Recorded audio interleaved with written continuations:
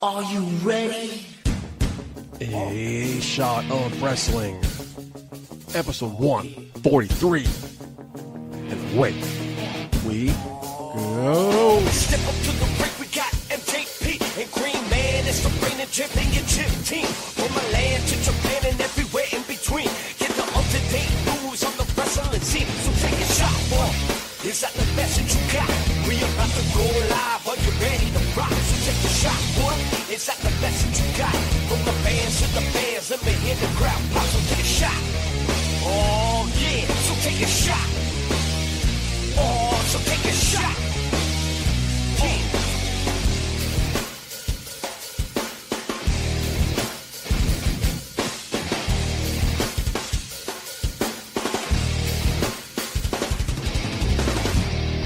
Ladies and gentlemen, welcome to episode 143 of A Shot of Wrestling. I am your host at Michael J. Putty. Thank you for coming back. If this is your first time, welcome. We have a great show for you this week. And I'm happy to say it is brought to you by To Be the Man Comics, Evil and Good. Now, if you remember chapter 1 that ended with that huge cliffhanger, well, now we can find out what happened in chapter 2. The boys are going to need more than 5 moves of doom to get out of this one. With the Gargoyle and Fabulous Frank surrounded by a horde of zombie rednecks, the Boozy Bruisers will have to break out their movesets to get out of the graveyard and back on the road. But before they can hit their finishers and count to 1, 2, 3, Grimes and Hazard have a bigger opponent to contend with. There's evil afoot, and it wants championship gold. To Be the Man Comics Chapter 2, now available on Amazon.com. Now, folks, how should we start this action-packed episode? How about the same way we start every episode? This week's wrestling replay, we're getting ready for Survivor Series this weekend. So let's look back at a past Survivor Series. Survivor Series, November 18th, 2001, from Greensboro Coliseum in Greensboro, North Carolina, in front of a crowd of 10,142. Christian, representing the Alliance, defeated Al Snow, representing the WWF, to retain the European Championship in 6 minutes, 30 seconds. William Regal, representing the Alliance, defeated Tajiri, representing WWF, in 2 minutes, 56 seconds. Edge, representing the WWF, defeated Test, representing the Alliance, in a unification match for the WCW United States Championship and WWF Intercontinental Championship in 11 minutes, 17 seconds.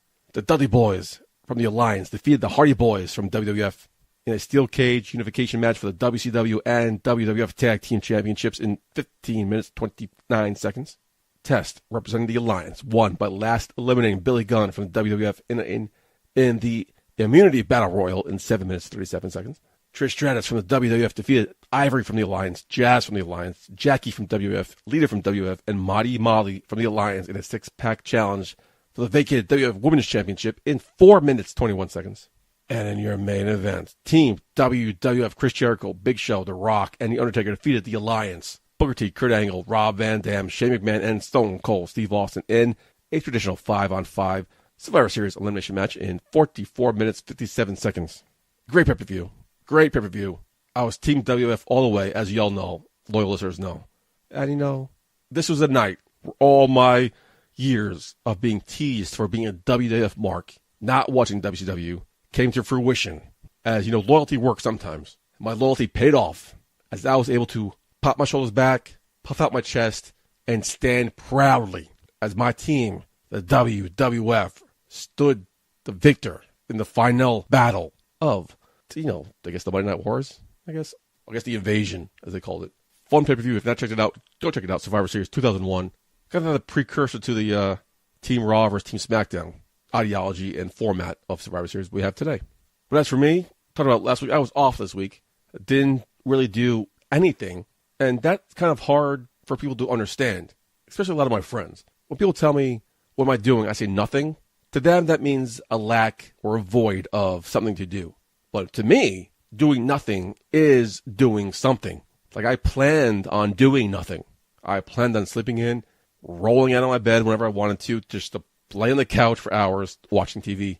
So some might think of it as being boring or wasteful. To me, it was very productive. I caught up on a lot of TV shows, Superstore, Manifest, the new Lost, I am so hyped about. Caught up on a couple of random shows I had DVR'd. Still don't feel like I made a dent, though. I'm thinking about like 72% full of my DVR. I still have the Andre the Giant HBO documentary to watch. I still have the ESPN 30 for 30 on Ric Flair to watch. So I have a lot of shit left on my DVR. I need another week off. But what prevented me from further catching up on my DVR was an impulse. This week, I went out and bought Red Dead Redemption 2. I wanted to wait till later in the week so I can catch up more on my DVR, but impulse was impulse. I got stuck on W2K19.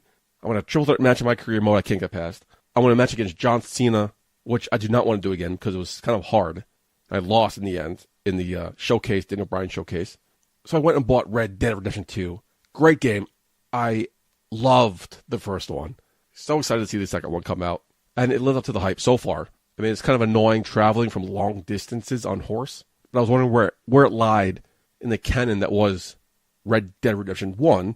Turns out it's a prequel because the antagonist in the first one is a younger man. So it's fun to see how he now evolves into the character that was the character in the first game.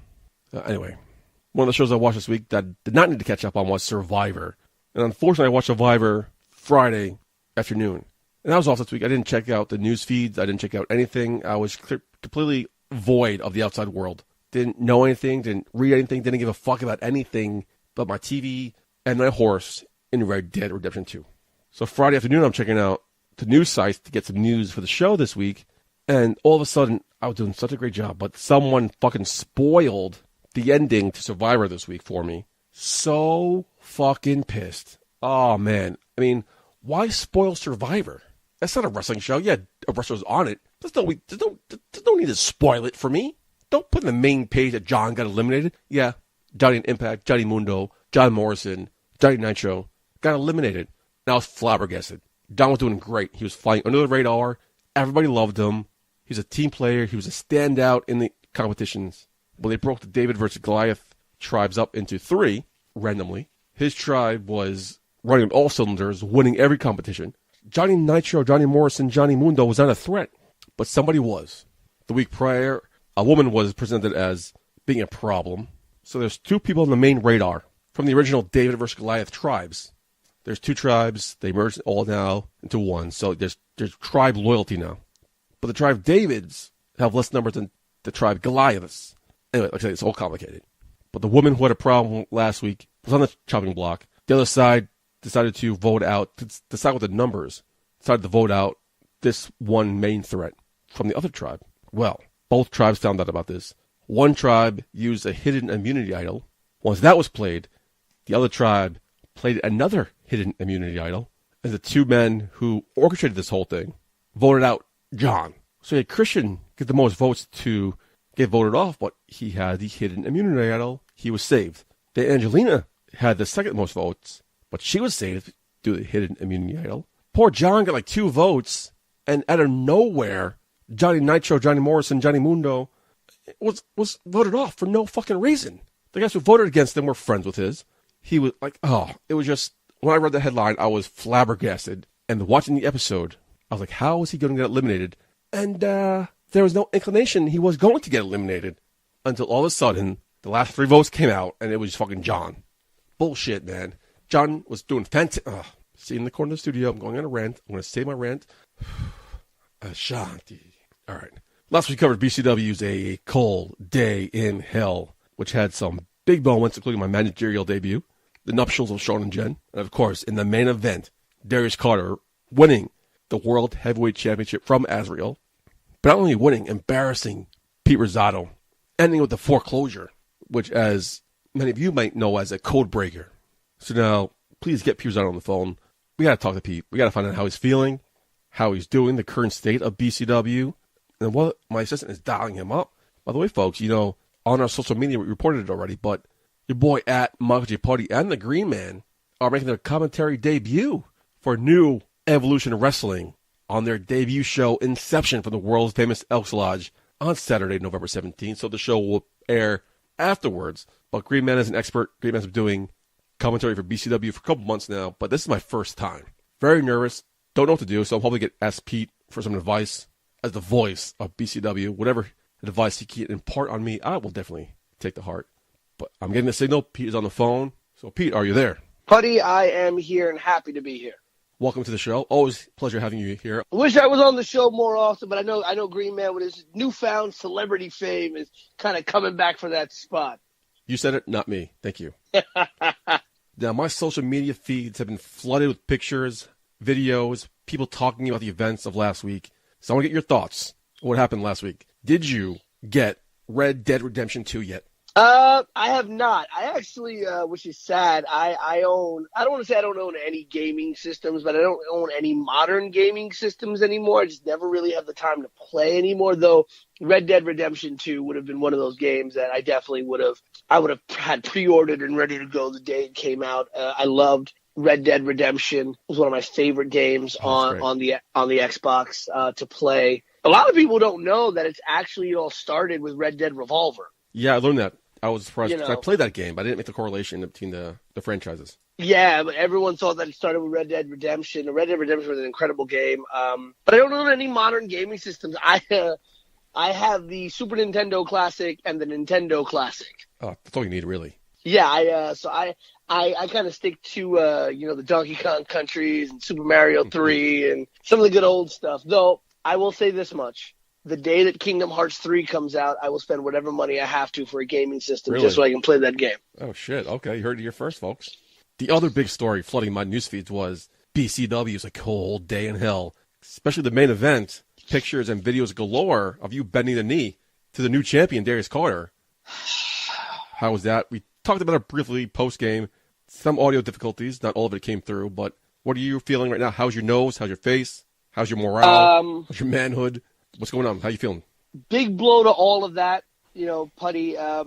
So I went to a doctor on Tuesday, got X-rays and MRI on my face and my nose, and thankfully, while there isn't any permanent damage, there was small, slight fractures, mostly hairline to the bones in my face and in my nose, and I thankfully don't have to wear one full time. But I do, like right now, I'm currently in a facial mask to keep the nose and the bones in my nose from moving too much and allow them to kind of re-heal on their own. So I am kind of wearing that clear basketball Cody Rhodes-esque mask. Okay.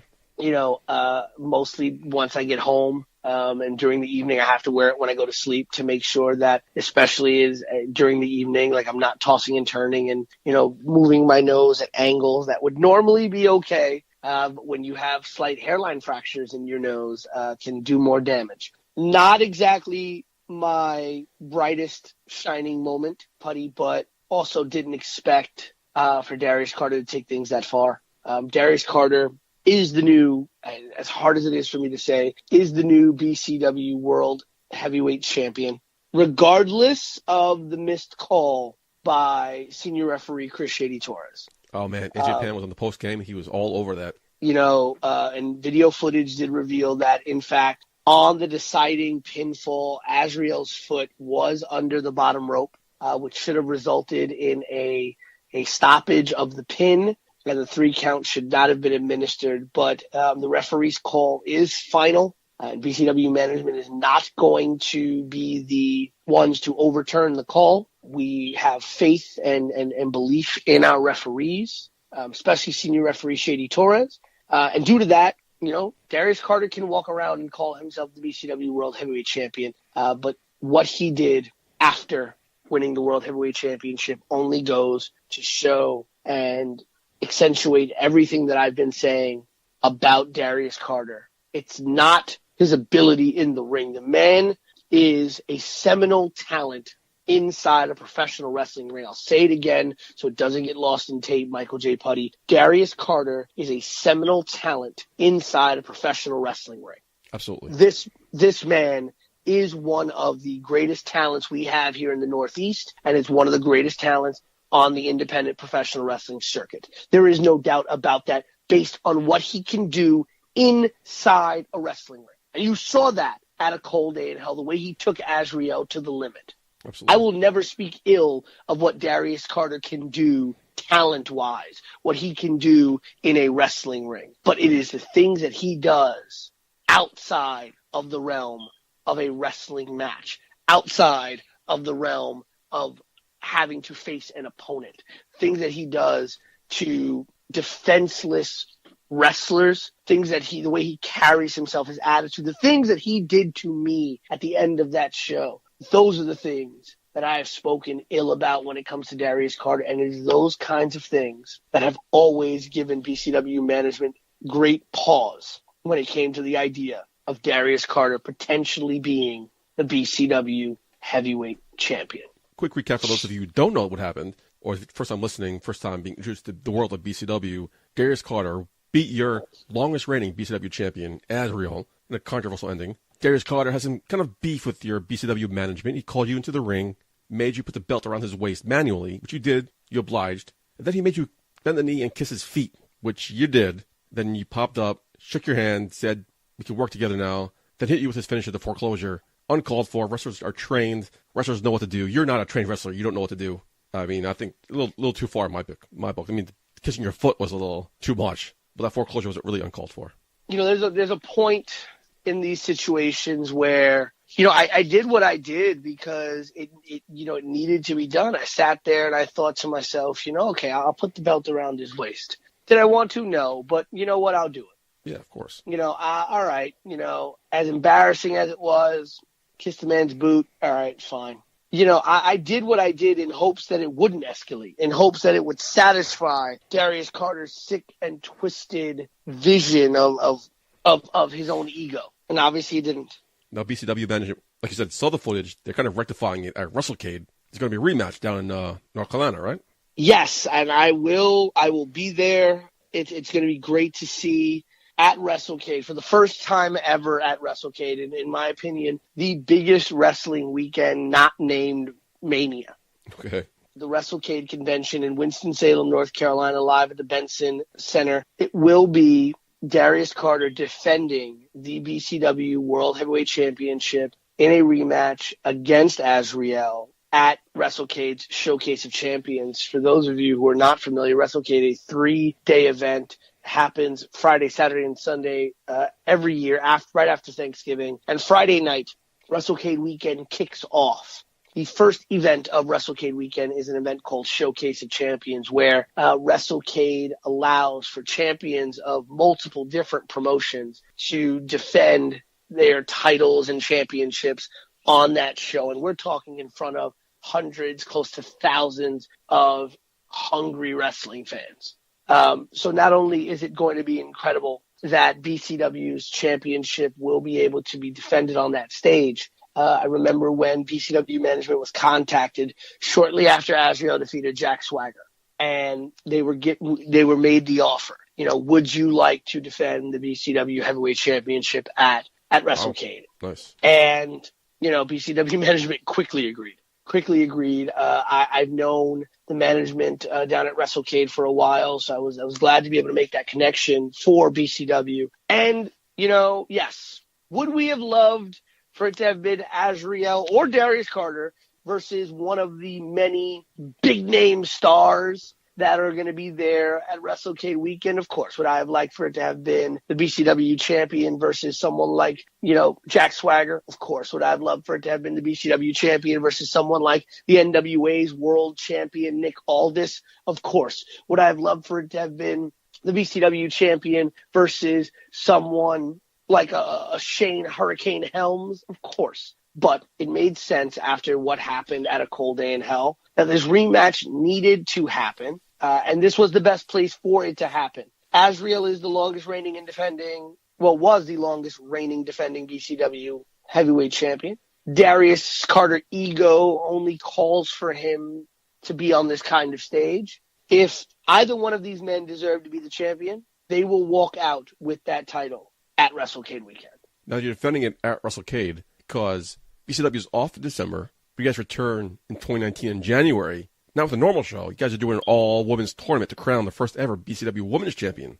Talk about that. Yeah, so that was big news. Awesome show to kick off 2019. Will be an all-women's show. The entire show won't be about the tournament. Let me rephrase that. All of the matches on the show will not necessarily be for the BCW Women's Champions Tournament. The majority of the matches will be right now, from what I'm hearing from BCW management, they're looking at about anywhere from 10 to 12 women to partake in the tournament, and maybe one or two other matches that night, to see what happens. But it's going to be crazy that night. First ever BCW Women's Champion. I know that the championship was en route to BCW management offices this week. So it will be in hand soon enough. Maybe some teases coming on social media soon enough. Do you know what it looks like? I do have, well, I remember what the concept was, the concept art that was sent out to the belt producers. I have heard that it looks very, very close to what the concept art was. And listen, you've seen the BCW Heavyweight Championship and how beautiful that title is. Yep. So you know that BCW management, especially Mr. Anthony Cole, going to be looking for an equally beautiful BCW Women's Championship. And I can tell you, the main reason why BCW decided to do a tournament for the Women's Championship is simply because BCW did a tournament for the BCW Heavyweight Championship when it first arrived on the scene. And we felt that the women in our company should get the equal standing like the men did when competing for the championship, except we did not want to hold the tournament over multiple months and felt that we could do a one-night tournament for the Women's Championship, and that will be on January 18th. It's going to be a great night. I'm looking forward to seeing who becomes the first ever BCW Women's Champion, and if someone like Faye Jackson can make good on what she's been saying for months, that she is the uncrowned queen at BCW. Yeah, I think like her tournament to lose, like in my opinion, but we don't know the other 9 to 11 women participating, so you never know. Well, I can give you a little scoop. Oh, exclusive here on A Shot of Wrestling. I can tell you, okay, that not only will Faye Jackson be competing for the BCW Women's Championship, but I can tell you now, I won't tell you if she's in the tournament or not. Okay, this is something that BCW management does not want to reveal, but I can tell you that appearing that night on January the 18th will be none other than PCA member Tasha Steeles. Okay. Now, whether or not she'll be included in the tournament for the BCW Women's Championship or whether she'll be involved in some other matchup that night, I do not know. BCW management is keeping that kind of on the hush-hush, but I have been told that appearing that night in some capacity, she will be in action in some capacity, will be Tasha Steeles. And if I know AJ Pan, as well as I know AJ Pan, I'm sure that he's doing everything that he can to try and get Tasha Steeles to be involved in the BCW Women's Title Tournament. Now, can you settle a rumor for us in January, the all-women's tournament? Is it going to be in the Bronx or back in here in Queens at the Elks Lodge? I'm not sure yet. I know there's been talk with both places. I know we've had such a really great relationship with the new venue in the Bronx at St. Helena's. Great venue, great setup there. But, just stay tuned for that. The venue has not been announced yet, but I do know that the Elks Lodge has been in contact with BCW about returning, whether it be for a one-off or things like that. And who knows, January 18th may be that time. Awesome. Speaking about the Elks Lodge, your boy here at Michael J. Party and Green Man will be making our commentary debut this upcoming weekend at the Elks Lodge for New Wrestling. Now, as the voice of BCW, do you have any commentary advice for newcomers such as myself? Yeah, stay away. No, I'm just kidding. First off, Michael J. Putty, congratulations on getting your first taste at the commentary table. I will say that Green Man, over the months that I've been able to work with him, has really developed himself into a very fast-learning commentary man. It is a joy to work with him. Obviously, I get him in short bursts, right? It's like when you go and see a newborn baby. It's like, I'm good with it for 2 hours. After that, I'm giving it back. Mm-hmm. My biggest advice to you, Michael J. Putty, for your first night on commentary is don't blow your voice out too early. Okay. I know a lot of commentators, they kind of get out there that first time and it's just like, I don't know if it's nerves. I don't know if it's just the anxiousness of being up there. I don't know if it's excitement, or I don't know if it's just not really understanding that you're going to be there for 3 hours. Make sure that you are saving your voice for the whole show. You don't want to get to the main event of the show, the biggest match on the show just by definition, and not have a voice to be able to call that match in. Build the voice. I'm not saying for you to be super duper quiet like a dormouse in the beginning and then be super duper boisterous at the end. But especially when you're just starting, you want to come out with an even voice. You don't want to change your voice. You want to maintain the same voice structure. Okay, great advice. for the entire night, right? So you don't want to, if you start up here and you're doing this and you're doing that and you're doing this in the first match, then you got to be able to do this in the last match. And if you're doing this in the first match and then you sound like this in the last match, it's terrible. Yeah. The only other advice I could tell you, and this is something that I learned from some veterans passing it down to me, and Matt, remember that you're painting a picture for people who can't see it live, but the best way you can do that is imagine as if it's your responsibility to explain what is happening and why it's happening to a fan who just happens to be blind. Oh, okay. I like that. Think about it as this person obviously cannot see anything that is happening. And the only way that they can create the mental picture as to what is going on is based on your commentary. What you're saying is happening and the picture that you're able to paint with your words. And if they're not getting the whole picture, then we're not doing our job. Mr. Rosado, thank you so much for your time, as always. Heal that face, put some ice in the nose. Hopefully the swelling has gone down by now. The black and blues are still there, I'm assuming. Yeah, the swelling has gone down. The black and blue is kind of almost gone now. I'm glad for that. I really didn't want to have to go to North Carolina with that kind of stuff on my face. And thankfully, I'm hoping that, I might make the sacrifice of not wearing the mask all around WrestleCade, mostly because I don't want to look like a bit of a douchey douche. Yeah. But I will be sad that A Shot of Wrestling is not at WrestleCade weekend, but I will say that I would hope that next year for WrestleCade weekend, that not only will BCW once again be a part of the WrestleCade weekend festivities, but that A Shot of Wrestling will be able to be at WrestleCade weekend, helping to cover WrestleCade weekend. Your lips to God's ears, my friend. Let's see if we can make that happen. I think 2019 is going to be a very, very big year for not only BCW, but I also believe for A Shot of Wrestling. Well, I hope so. One hand in hand, my friend. Hand in hand. There we go. Thank you, sir. Rest up. And thank you, Mr. We'll hear from you Thank soon. you, Mr. Putty. Hopefully you get back in the studio sooner to talk about WrestleCade. I'm down for it, man. Once we get back from WrestleCade, I will definitely be more than happy to stop by the studio. You know that anytime myself and BCW, we owe a lot to A Shot of Wrestling, and we will always be available for you guys. So until next time, Mr. Putty, I bid you adieu. Happy Thanksgiving. Happy Thanksgiving. Always great talking to Pete. Hope his face feels better. Thank you for the advice. Safe travels to North Carolina for WrestleCade. But anyway, before we get into the news, we got a lot of stuff to get into. But Green Man sat down with Glacier. Love Glacier.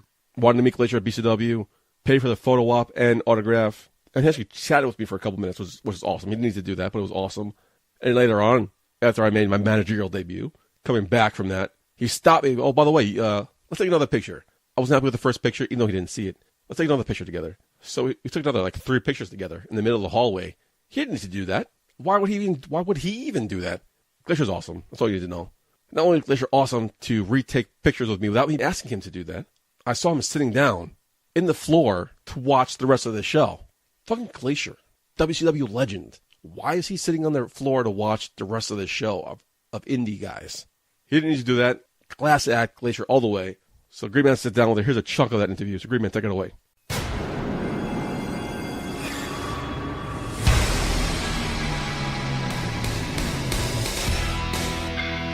All right, everybody, welcome, family. Welcome to another exciting edition of A Shot of Wrestling, the interviews. If you have not done so already, follow us on all forms of social media at A Shot of Wrestling on Facebook and Instagram, and Shot of Wrestling No A on Twitter.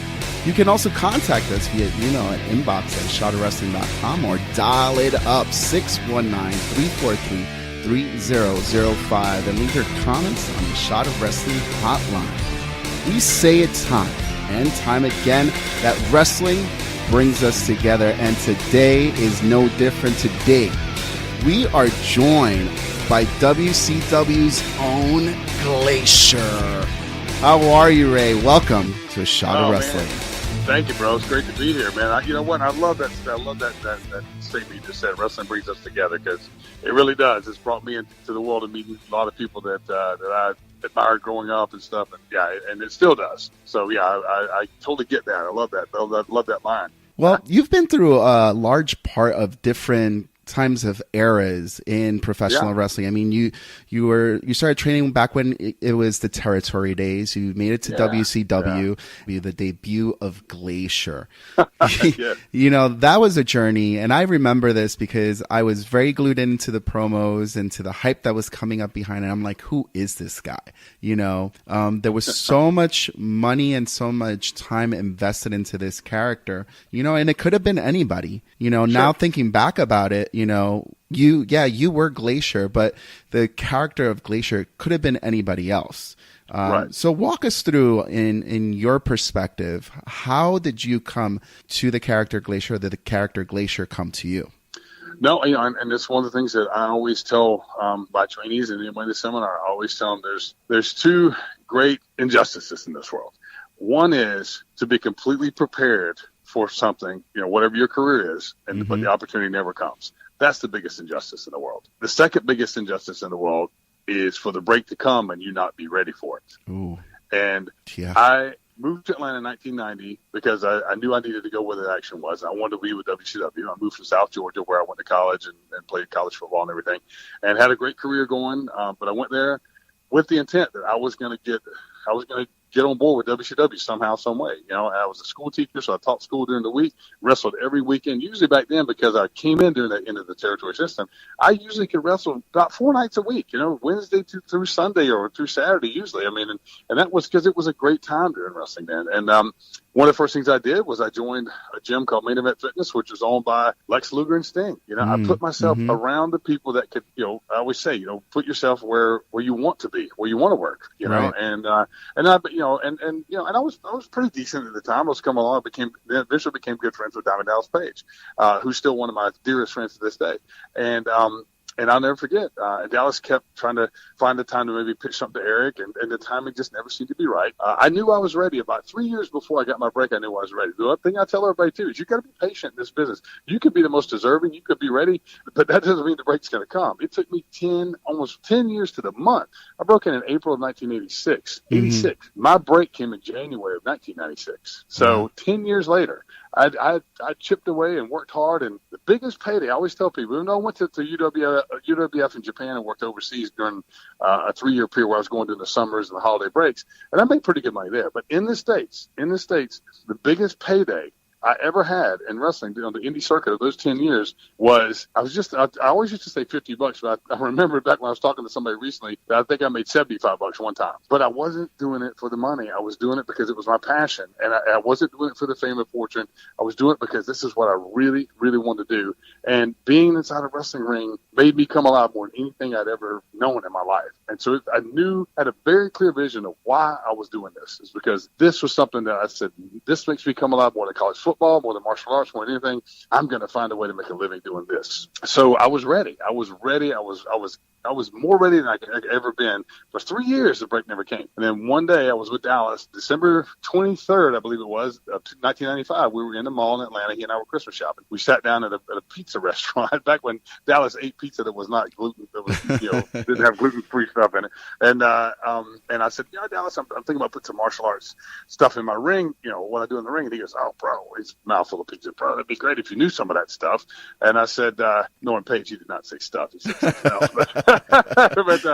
But I said, man, I told him everything. You know, I'd studied since I was about 15 years old. I was really serious into it. Had a great career as a kickboxer and all. He goes, you know, Bischoff's into all that stuff. I had no idea. He goes, tell me more. So he told me more. I said, you know, he goes, let me go back to Bischoff and tell him all this. So he tells Bischoff, and Bischoff say, hey, I like what I hear. Let's get through the holidays, and you know, I want to meet with him afterwards. So it was really the first week of January, I believe. There was a Rust Steakhouse in their neighborhood, right outside of their neighborhood. And back then they really did live about 3 houses apart. And I walk into this restaurant, and at the back of the restaurant there's Bischoff, and I sit down with him, and I can't remember if Paige actually came with us in the beginning or not, which is odd. I should remember that, but I don't. But I just know that eventually it was just me and Eric, and for almost 3 hours, he grilled me up one side down the other about my martial arts, about my wrestling, about everything. The one thing I remember mostly from that meeting is that he never got up to go to the bathroom. And I remember thinking, like, at one point, like, I was drinking a lot of water, and I was like, I had to really go pee. And I was thinking, I I'm not getting up before he does, because if I come back, he may be gone. Right. So, but long story short, and there's a lot that I'm leaving out for time's sake. But after it's all said and done, I was speaking with a lot of confidence. I knew I was ready, and he looked at me and he said, "Well, I like what I hear," and he said, "Hey, I want to sign you to a contract for WCW." Literally, never saw me wrestle, never saw a tape of me, nothing. And based on Dallas's word and that meeting. And I said, awesome. And so he said, are you working right now? And I had a really great job at that time. I'd left teaching to go with my mentor, Chip Smith. He was the athletic director of the Atlanta Athletic Club, which is one of the most prestigious country clubs in America. And I was the fitness director under him. So I had a good job, and I was not about to just give that up, even though my dream was wrestling. I wasn't about to walk away from that, and without a good deal on the table. And we talked a little bit, and I agreed that it was, certainly piqued my interest. And he said, I'll never forget him saying this. He said, let me ask you, are you still wrestling on the independent scene? I said, yes, sir, I am. He goes, well, I'm willing to pay you to disappear from the independent wrestling scene. And I said, I'll never forget him I looked right at me and I go, I can do that. And so that was the beginning of it. But my whole point of that lengthy story is that when the time came, I was ready, and I knew I was ready, and he knew I was ready based on, and I there's always say when you get in a position like that, that's not the time to be humble. And I'm a pretty humble guy, but I knew right then I got one shot at this, and I gotta be memorable.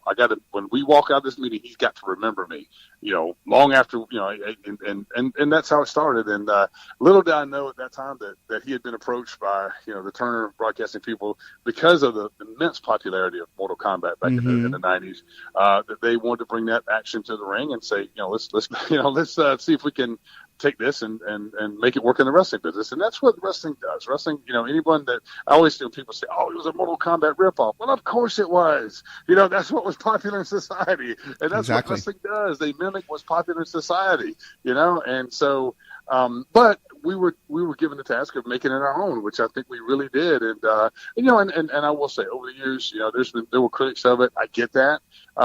But, what I've learned, especially here over the last several years, there were a whole lot of fans of it. And I enjoyed it. And, and I realized that, as we went through it, Dallas has told me several times, he said, you weren't picked because of all this. But as we go through it, I realized, in the 90s, he goes, you were the perfect guy because you could handle the criticism of it. And where a lot of people would have fought back and been defensive, you just let it roll off your back. And I did. How was that All-In weekend for you, by the way? Oh, man. Because it was a special time for, I think, all wrestling fans and everybody. It was just a very special moment. I'm kind of torn that I wasn't able to make it, but the stories I heard about the electricity in that room and people just coming together, it was something magical. I just remember thinking, like, holy cow, this thing's 10 times bigger than what I thought it was going to be, and there was just a magic electricity in the air. And I'm somebody who, as I get older, I think I get more emotional, but it just meant so much to me. And I know it did to Dallas and to Dreamer too, that Cody thought enough of us and thought enough, that this was, he's tried so hard to carve out his own career. And I cannot even imagine how challenging that must have been, being in the shadow of one of the most iconic, wrestlers of all time as your dad. And I think he's done a great job. But I just remember him saying to me in Dallas, like, I've tried very hard to make my own path, but there's no getting around this one. Everybody's going to compare, me to Dad because he held this title, NWA World title 3 times. And that's why he said, instead of dancing around, instead of dodging, I'm going to embrace it. Yeah. And obviously he said, that, you guys are the ones that were on my dad's short list of friends, which I can't even tell you what that means. And and I always say, because Dusty has a lot of people that I know the world loved Dusty. And I always say that, he did a lot of great things with a lot of people. As far as I know, he's the only guy I'm the only guy where he was the groomsman of my wedding. When I got married. That's special. That just goes a level of special you can't even really, I can't even, put in the words. But no, it was, I was so happy for him. I was so happy for Brandy, his wife, his father-in-law, Otis, his brother-in-law, Kevin. They were all among the group of, the Nightmare family. His mom, his sister were there. I mean, it was just and I tell you, I mean, it was a night for the fans too. It was such an incredible event where everybody felt like they were all in sync. And Yeah. I don't know if I've ever felt that in the wrestling business. It was just, I don't know if I'll ever feel that again. It was just an odd, unique synergy that just, all came together at the right time and felt really, really right when it did. Absolutely. And I think the event itself also sparked a lot of promoters who are trying to make something big with their company and kind of put Cody in that spotlight of like, wow, look at this guy. If he could do something in this capacity, there's hope for our little engine that could. And speaking of the little engine that could, BCW, we're going on year 3. We've had a lot of great people come through the doors of BCW, and it kind of, it is an honor to have Glacier come to BCW and what I am calling literally one of the biggest cards that we have ever put together. How do you feel about coming to BCW? You know what? I booked this probably, 3 or 4 months ago, and I really been looking forward to it. And well, you're going to be going against one of our personal favorites, Eric Jaden, right. And the guy is red hot right now. Recently, just won the LAW championship from Frankie Flo, has created his own Deadly Sane Squad, which is a group of individuals who are up and coming talent who are really using this platform to get off. Are you afraid the Deadly Sane Squad lurking in the shadows during your match? You know what? Obviously, anybody that's got any level of intelligence will say yes to that, because anytime it becomes more than one-on-one, you have to kind of say, okay, well, let me figure out what I'm up against here. But you know what? Here's the thing that I'll put out there is that, once again, I've been doing this for a long time. Don't think that I'm just going to show up and start thinking about this match and this situation at the moment I get there. I've had a lot of time to put my thoughts together. I've had a lot of time to be proactive. So trust me when I tell you, there's that old saying that, even though I know I'm, the twilight of my career, so to speak, there's an old saying, that Dusty used to love this, is I may not be as good as I once was, but I'm as good once as I ever was. So anybody who's thinking about trying a little something that night, just know that my head will be on the swivel, and I may have a few surprises for the fans myself. Very interesting. I'm looking forward to that already, man. If we wanted to follow you on social media outside of your website, is there any social media handles that we could follow you at? Yeah, actually, my fan page on Facebook is just Glacier Ray Lloyd, and then One Fall Power Factory is our school, and I post on there just about every day. My personal page is Ray Lloyd, even though I know now they do you still have the 5,000 cutoff, but from what I understand, you can still follow after 5,000. Yeah, we can still follow. Yeah. Yeah, because and I put a lot of stuff on my personal page that I don't put on the other ones. So yeah, and at Twitter, it's at I am Glacier. So yeah, I mean, feel free to follow me and send me a message.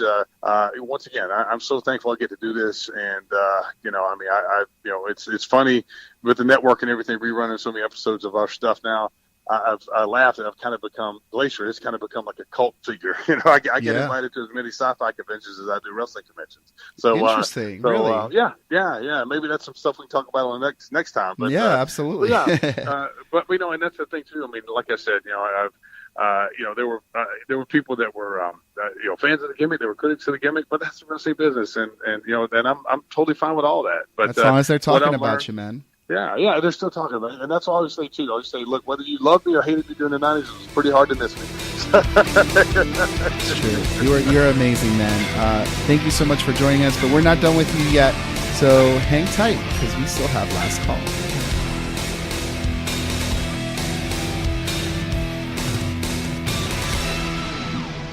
Hey, this is Glacier. Make sure you stay tuned to the end of this episode for Last Call. It's In the News with Michael J. Putty. Great interview overall with Glacier. Thank you for your time again. Great hearing your story about how he got involved with All In for Cody Rhodes, representing his father, Dusty Rhodes. So definitely go check out our YouTube, A Shot of Wrestling. Check out the full interview with WCW legend Glacier. Let's get into a busy week of news here. As we all know by now, Becky Lynch suffered an injury at the hands of Nia Jax during SmackDown's invasion of Raw. The Wrestling Observer newsletter noted that the decision was made the next morning by both Vince McMahon and Ronda Rousey to push that match to WrestleMania. But Becky Lynch actually suffered a broken nose, not a broken face. But they're using broken face or fractured face because it sounds way more serious than a broken nose. And a broken nose might not be enough to keep Becky Lynch out of action. So they felt that a broken face was more believable. But however, in reality, the more serious issue was her severe concussion. As of this recording, there was no scheduled timetable for Becky Lynch's return. It was a huge blow. That was the only match I was looking forward to. I was hoping and praying that match would be your main event. It was the only match with any build whatsoever. It was sad. I mean, I guess glass half full. We're going to get that on the grandest stage of them all at WrestleMania 35 in MetLife Stadium here in New York City / New Jersey. We wish Becky a quick recovery. Hope she's not on the shelf for too long. But remember Naomi won the belt and she got hurt, and like a week later they stripped her of the belt, even though she was going to be able to recover in time for WrestleMania. I fucking hate these stupid fucking made up rules. But I'm hoping they don't strip her of the belt. I hope it doesn't come to that. And hoping this only fuels fire to the phenomenon that right now is Becky Lynch. Oh man, I'm so looking forward to this match. So pissed. In other news, Daniel Bryan won the WWE Championship on SmackDown, which apparently shocked everybody from wrestlers to producers to senior WWE officials backstage. Daniel Bryan and AJ Styles were also surprised by the decision and didn't know this would go down until Vince McMahon gave the order just 20 minutes before SmackDown went on the air. I kind of find that hard to believe, but also very believable. But apparently Daniel Bryan has been pushing to go heel for a while now. And also the decision to have Daniel Bryan go over AJ Styles to win the championship had nothing to do with Becky Lynch's injury. This was being discussed before that injury, as of Sunday night even. But then also rumors that Vince McMahon did not want AJ Styles to lose to Brock Lesnar 2 years in a row, and AJ Styles beating Brock Lesnar wasn't believable, paraphrasing there, which is bullshit. AJ Styles can definitely beat Brock Lesnar. But I feel Daniel Bryan, Brock Lesnar will tell a better story. Daniel Bryan's dream match is against Brock Lesnar, apparently, which I don't see why that's even a possibility. But Daniel Bryan wants Brock Lesnar. Daniel Bryan's getting Brock Lesnar at Survivor Series, which is another loss for SmackDown. Brock Lesnar ain't losing to nobody. In other news, following a series of concussions after a short period of time, Alexa Bliss will be out of action for the foreseeable future. Now, WWE is not going to take any risks with her return, and her timetable on her return will be very much depend on medical assessments from her doctors, WWE doctors, third-party doctors. Hoping Alexa Bliss can get through this. I'm hoping she gets a clear bill of health. Alexa Bliss is in her prime. For Alexa Bliss to be silent for injury is going to be a huge loss for the WWE universe as a whole. There are still plans to keep her on TV as a non-physical role, much like Paige's SmackDown general manager, but, Alexa Bliss needs to be in the ring, bro. So, thoughts and prayers, Alexa Bliss. Hopefully she gets cleared sooner rather than later. And I'll keep you updated on this. In other news, Cody Rhodes is really not renewing his contract with Ring of Honor, and there are plans in place for him to face Ring of Honor champion Jay Lethal at Final Battle on December 14th. However, this week he revealed on his social media that if he wins that match, he will take the title belt into free agency with him, saying, and I quote, "Jay was the first match I had in Ring of Honor 2 years ago, and he will be my last, and I will take that world championship into free agency." Now, is that a clear sign that Cody Rhodes is going to lose this match? Or do you see Cody Rhodes taking the Ring of Honor world championship to other promotions? Maybe BCW? And if that happens, if Cody Rhodes brings the Ring of Honor world championship to BCW, Cody, I have experience being a title holder. If you need me to carry that belt to ringside for you, I have experience. I will gladly do it. I will be even better than I was last time. So, hit me up at Michael J. Putty on all your social medias. But in other news, the Mixed Match Challenge is still going on, folks. Is anybody watching that? Last season, they had the winners win a prize to the charity of their choice. However, in Season 2, the winners will get a very nice reward. The winning superstars of the season will receive the coveted 30th entry in their respective Battle Royal. So if Miz and Asuka will win, which I don't think they will, but if they do, as an example, Miz will be the 30th entrant in the Men's Royal Rumble, Asuka will be the 30th entrant in the Women's Royal Rumble. That is huge, folks. I don't know why they're not pushing that even further. If they said this on Raw and SmackDown, that would give me a reason to watch Mixed Match Challenge. Oh, because there's actually something on the line here. And not for nothing, also, they will receive an all-expenses paid vacation to anywhere in the world. That's huge. If you had an opportunity, golden ticket to an all-expense vacation to anywhere in the world, where would you go? Hit me up at Michael J. Putty. I've been thinking about it all week. I don't know where I would go. I have a couple options, but I can't narrow it down to just one specific option.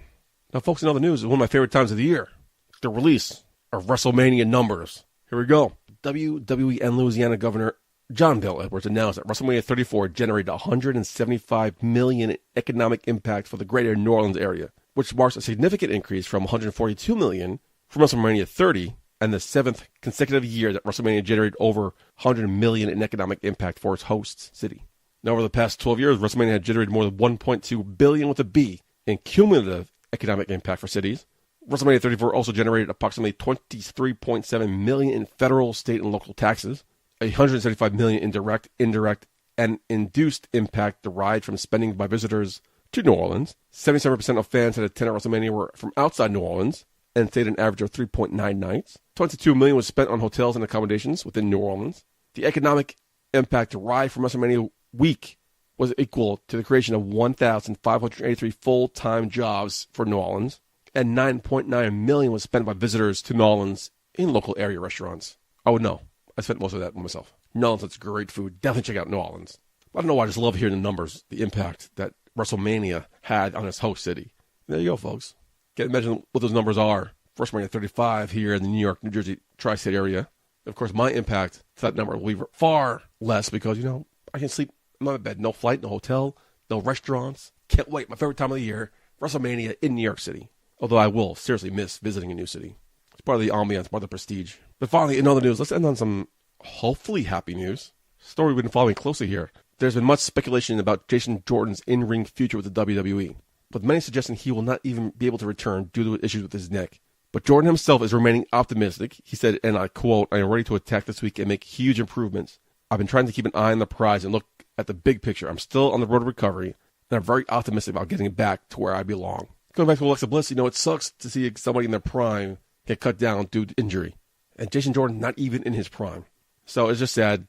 Hopefully he can overcome this. Hopefully he gets through this, and we'll keep you updated. But it's not all lost for Jason Jordan.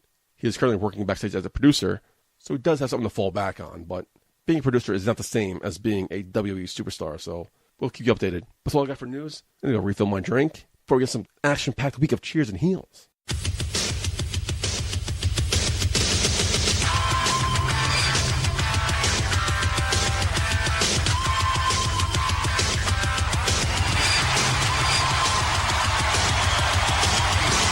A Shot of Wrestling presents Cheers and Heels.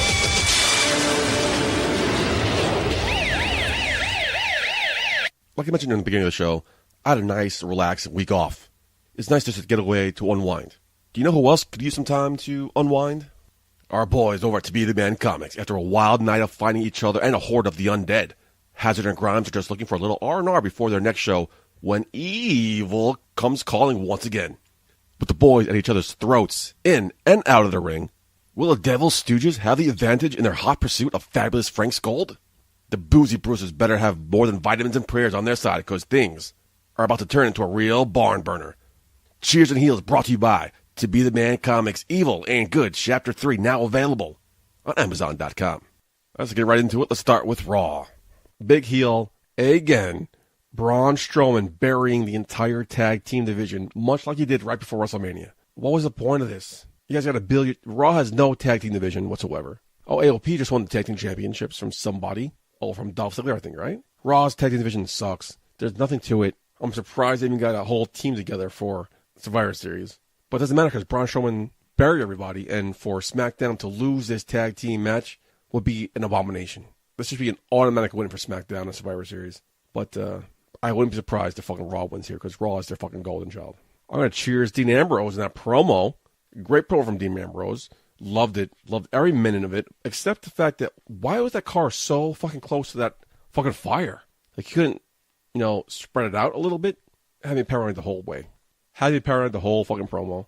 But I did love the symbolism of him burning his shield, bulletproof black vest, whatever you want to call it. That was cool. What happened to Leo Rush's microphone? He was ringside for Bobby Lashley's match, but he didn't have a microphone, or I did not get to hear him say, Lashley. And that's what he's there for. Give the man a microphone, please. Damn! Mickey James looks smoking hot. No? Oh, man. Ooh, wow. Her husband's a lucky son of a bitch. And can we talk about corporate Alexa Bliss for a minute? Oh, man. She's just equally as smoking hot. Whew. Wow. Where was I here? I got a little distracted. Oh, yeah. Cheers. I'm going to cheers that invasion. The W have been pushing Survivor Series for like only 2 weeks. There's been no push, no build to Survivor Series. And this week I was wondering, are they going to do an invasion angle, much like they did last year? And boom, they did. And even more effectively than last year. Oh, that was such badass. Oh, man. Subtle, total utter demolishing of the Raw Women's Division. SmackDown's far better than Raw in every instance. Better Women's Division, better Tag Team Division. The main event scene is more diverse. Oh, man. But, heel here, Ronda could have sold her beatdown a lot better. I mean, she was just holding her arm, but she got up no problem. She could have sold it. She could have sold it better. Let's move on to the A show, SmackDown. Heel Becky Lynch getting pulled from Survivor Series. Talk about it in the news. After what happened, see the amount of blood that she was going through and having to leave ringside to go see a doctor during the invasion. It didn't look good for her. But I was hoping, in my hopes of hopes, that she would get cleared, but that was wrong. Like I said, it was the only match I was looking forward to, man. That match hopefully would have main evented Survivor Series. Imagine Becky Lynch, Ronda Rousey main eventing. Oh, that would have been epic. An instant classic. So I've nothing to look forward to with Survivor Series this year. Nothing. Except tag team match, man. Surprise, surprise, I was hugely marking out. Big cheers to the Colognes. If you have been a loyal listener, you know I've been high on the Colognes since their SmackDown debut. I hated their Raw gimmick of that whole Caribbean pamphlet thing they're doing. But when they came over to SmackDown, they got a new attitude, new gimmick, new shtick. They were all about business, raw attitude. And I was so excited to see where things went from there. I was so hyped, so high on the Colognes. Go back and check out the episode from 2 years ago. But due to injury, they had been pushed to the back, barely used. I'm happy to see them on Team SmackDown. And just overall, tag team of Team SmackDown is awesome. Usos, The New Day, the Colognes, the Good Brothers, and Sanity. There's no way Raw can compete with that, man. I mean, Raw has the Revival, which is badass, Lucha House Party, B-Team, The Ascension, which could be badass if given a fucking chance, and Bobby Roode and the other guy, Chad Gable. I mean, that's an automatic win for Team SmackDown here. I'm going to heel, Daniel Bryan getting a WWE title match, ignoring everything we know about backstage politics. Daniel Bryan pushing for this. Daniel Bryan wanted to go against Brock Lesnar. This man not won AJ Styles lose 2 years in a row. Ignoring all that. The reason why he got a match didn't make any sense to me. What was the reasoning for this match? Now, I did not watch SmackDown live. As noted last week, I was watching the season premiere of The Curse of Oak Island. It was a 2-hour premiere on the History Channel. It started at 9 o'clock. Definitely check it out. They're definitely finding gold this season. They found gold. They found a coin already. They're using a new technology to see underground in full, like 2D, I think it was, or maybe 3D. I don't know, but they're definitely finding something this season. The Curse of Oak Island. Tuesday nights, 9 o'clock, History Channel. Definitely check it out. But as I'm watching that, I got a notification on my phone that SmackDown will feature a WWE title match with AJ Styles going against Daniel Bryan, and right away I knew that he was losing. Right away I knew something was going to happen. AJ Styles is going to lose here, because why do this match again? And more importantly, why do this match again for no fucking reason here? So I knew he was going to lose, but I didn't know how or why. Still really don't know fucking why. But apparently he turned heel. There's going to be the start of Daniel Bryan's heel turn, which is going to be very prominent on SmackDown, leading up to a big match at WrestleMania 35. Don't really care. Maybe I will in the next couple weeks. Final cheers. Good to see Selena Vega back alongside her man, Andrade Cien Almas. Good to see her back. She was missed last week. She had an injury last week. She couldn't make it over to England. Happy to see her back. She's smoking hot. Let's go over to Impact. I'm going to heel. Tessa was talking smack about Taya Valkyrie, to which Taya came out to defend herself. Apparently she talked to Impact Management and she got a title shot at Homecoming on January 6th. That's like 2 fucking months away. So we're getting a 2 fucking month feud between Taya Valkyrie and Tessa Blanchard? We're going to do it for 2 fucking months. Ugh. Gonna do this drag out, huh? Couldn't happen sooner? Could not happen sooner. No chance? Could happen in Vegas? No? Not even a little bit? Happened in New York? I guess New York's better than Vegas. Now I'm going to heel this Rascals promo. Apparently the Rascals are coming to Impact soon. Who? Who were the fucking Rascals? I think one of them was Damien Xavier from Lucha Underground, or Damien X, who was awesome. Excited to see him back in Impact. But who's the other 2 fucking stooges? They shot this promo, much like they did the pot scenes on That 70s Show, with them sitting around the table and the camera just rotated to whoever was talking in a cloud of smoke. That's exactly what happened here. These only 3 men were sitting around the table and the smoke was there and they were laughing and making stupid jokes and not making sense. I don't need to see this on my TV. Okay? It's 2018. We don't need to promote the use of pot, first of all. We shouldn't. Anyway, because, in the majority of the country, it's still illegal. He just sound like a square here. But who are the Rascals? Who are these other 2 guys? Am I supposed to know these guys? I don't. If I'm supposed to know who they are, I apologize. The other 2 guys do not look familiar. Damien Xavier does. He's awesome. But I don't understand this. What are they going to be? Potheads? They're going to be like fucking stoners? That doesn't sound like a great gimmick at all. Totally missed the mark for me here. Cheers, Johnny Impact versus Matt Sydal with a championship not on the line here. Very good match. Very fun to watch. Those two had great chemistry together. Hope they see these guys again. Hopefully in a championship match. Oh, snap. After that match, Killer Cross comes out, pours his heart out to Johnny Impact, and even offers him his services to protect him, because nobody likes Johnny Impact backstage, but Killer Cross is willing to help protect him. He extends his hand, but Johnny Impact refuses and just walks away. Personally, in my heart of hearts, I feel that was a mistake. Imagine Johnny Impact and Killer Cross together. Unstoppable. Unstoppable. And what the fuck just happened here, folks? We see Moose backstage with some woman. Alicia Edwards comes in, trying to get Moose to leave, because Eddie Edwards is crazy, and she's not sure what would happen if Eddie Edwards sees Moose backstage. But then Moose pointed out to his wife that he has 2 priors here in Las Vegas, and if he appears or says anything to him, he will call the cops. Then what happens? Eddie Edwards comes and attacks Moose later on in the show. Then he gets attacked by men. Not just any men, folks. Men in scrubs. Why are they in scrubs? Then one of the guys comes out of nowhere and injects a needle into Eddie Edwards' neck, which knocks him out. So his wife had committed to a psych ward? That's what I got from that. What the fuck, Alicia, man? Oh, that's fucked up. Another reason to stay single. Cheers, Ali. The best thing going on in SmackDown, like I said, week after week after week. So Su Yung goes against some hot chick who held her own. But then after Su Yung won, she's still beating down on her. Kiera Hogan comes out to make a save. The man, new Ali comes out, but then Kiera confronts her face to face, but then Su Yung comes back and leads Ali away. Oh man, still hands down the best thing going on Impact. Su Yung and Ali and Kiera Hogan, a highlight, a must-see on Impact. Oh man, I can go on and on about this. Hands down. All right, so little side note here. I've talked about it openly on the show, how I watched Impact very sporadically in the years prior. I watched it here, and I watched it there. But I guess, luckily, for some reason, I remember very vividly watching Impact randomly. And it was Hulk Hogan in the ring with Austin Aries, the current X Division champion.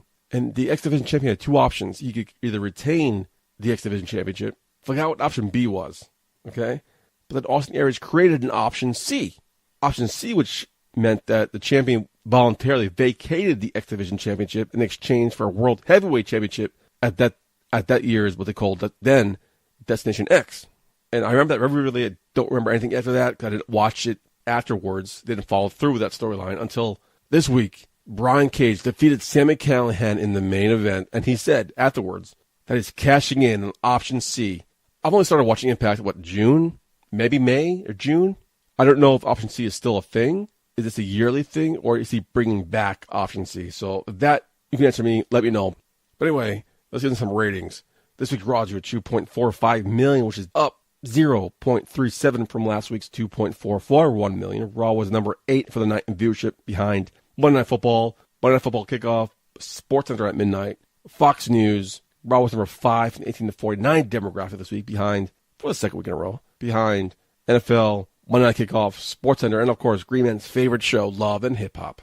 SmackDown this week drew a 2.312 million, which is up 11% from last week's 2.088 million, and is the most watched episode, of course, since SmackDown 1000, but excluding that, the most watched episode since the post-SummerSlam show on August 21st. SmackDown was number 8 in viewership for the night, behind Rachel Maddow, Fox News, and The Curse of Oak Island. However, surprisingly, SmackDown was number 1 in the 18 to 49 demographic this week. Impact this week drew 101,000, which is down 22% from last week's 129,000. This week's show did not make the cable top 150. Last week's show ranked 143. Big drop off. I mean, I can't wait for Impact to find a new TV home. It deserves one. Anyway, folks, let's get into some go-home thoughts. This upcoming weekend is Survivor Series. The only time we get that Raw and SmackDown go head-to-head. Buddy Murphy goes against Mustafa Ali for the Cruiserweight Championship. Now bragging rights start with AOP. The Raw Tag Team Champions going against the Bar, the SmackDown Tag Team Champions. I'm assuming the AOP win here. AOP have not lost. Easy win for AOP. The IC Champion Seth Rollins goes against Cheesecake Nakamura, the U.S. Champion. This is kind of a toss-up. Seth Rollins has made it clear that he's not paying attention to Cheesecake, but that could just be a ploy to lead us to believe that Seth Rollins will lose. I wouldn't be surprised if Seth Rollins wins here, although Cheesecake needs a win. Give Cheesecake this win here. He needs it. Jesus Christ. And I guess the only match I'm looking forward to, is Team Raw, Bobby Roode, Chad Gable, The Revival, B-Team, Lucha House Party, and The Ascension go against SmackDown, The Usos, The New Day, Sanity, Luke Gallows, Carl Anderson, and The Colognes. I mentioned in Cheers on Heels, this Team SmackDown has to win this one. This is a hands-down, easy win for SmackDown. For the women's, Team Raw, Mickie James, Nia Jax, Tamina, Natalya, and Ruby Riott go against Team SmackDown, Carmella, Naomi, Sonya Deville, Asuka, and now, to be determined. Then we have the men. We have Dolph Ziggler, Drew McIntyre, Braun Strowman, Finn Balor, and Bobby Lashley for Team Raw, going against The Miz, Shane McMahon, Mary Mysterio, Samoa Joe, and Jeff Hardy for Team SmackDown. Team Raw wins. Team Raw always wins here. I'm assuming Braun Strowman's going to be a big player here, so boring. Ronda Rousey going against Charlotte Flair. I mean, it's probably going to be a good match. Not as good as Becky Lynch, nor main event worthy, but whatever. It is what it is. And in your main event, Brock Lesnar going against Daniel Bryan. This should be a good match. But anyway, folks, that ends the show here from the studio. Looking forward to episode 144. Listen to our thoughts on our commentary debut for new Evolution Wrestling NEW from the world famous Elks Lodge. A lot of pressure. This is their first show, which means it's our chance to become the voice of new wrestling. So no pressure. I mean, Green Man's a pro. Green Man's been doing it for months now, so I have to, follow Green Man. But Green Man's the color guy. I'm the straight guy. In more ways than one. So we'll play it by ear. Give me a couple matches. Give me a couple shots. I should be okay to go. So make sure you check us out on YouTube, A Shot of Wrestling, to hear the full interview with Glacier, the full interview with everyone Green Man has interviewed in the past couple months. Follow us on Instagram, A Shot of Wrestling, on Facebook, A Shot of Wrestling, no A on Twitter. Stay up to date with whatever we got posted. We are posting a lot of good stuff lately, so check us out. Our social media is blowing up. You can follow your boy at Michael J. Putty on all social media platforms, including Facebook. I've not been posting much this week because, like I said, I was on vacation, blocking out the world around me. Now that I'm back to work, unfortunately, I'll go back to posting shit. But like I said, this show is from the fans to the fans, so definitely check us out. Get involved in the conversation. Dial it up, 619-343-3005. Any comments or questions or concerns?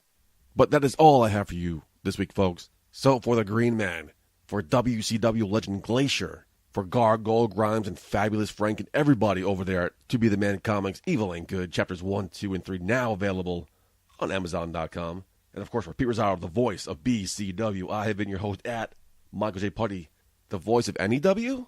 Until next week, have a happy Thanksgiving. Putty out. Ladies and gentlemen, at this time I need to announce it's last call at the bar.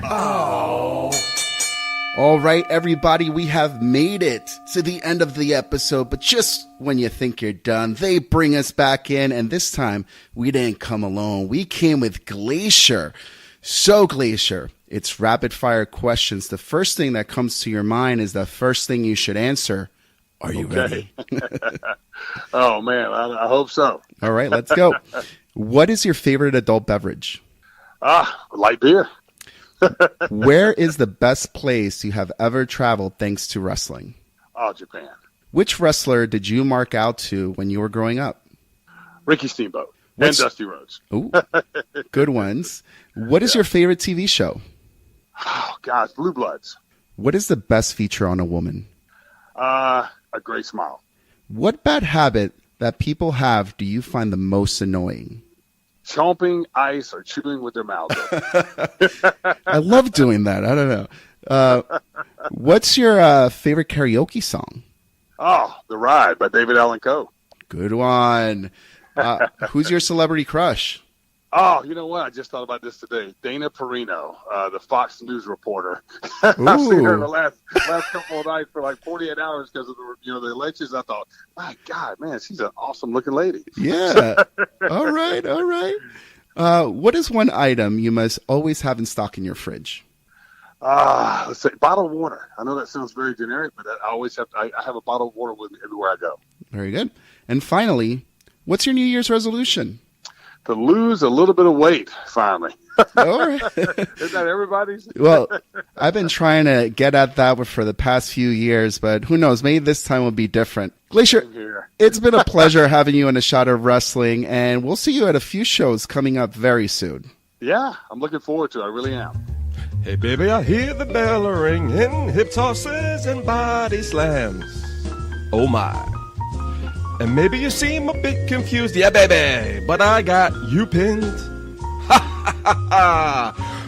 But I don't know what to do when I see them with that golden case. They're cashing it in. Authority all in my face. What is a man to do? Good night, everybody.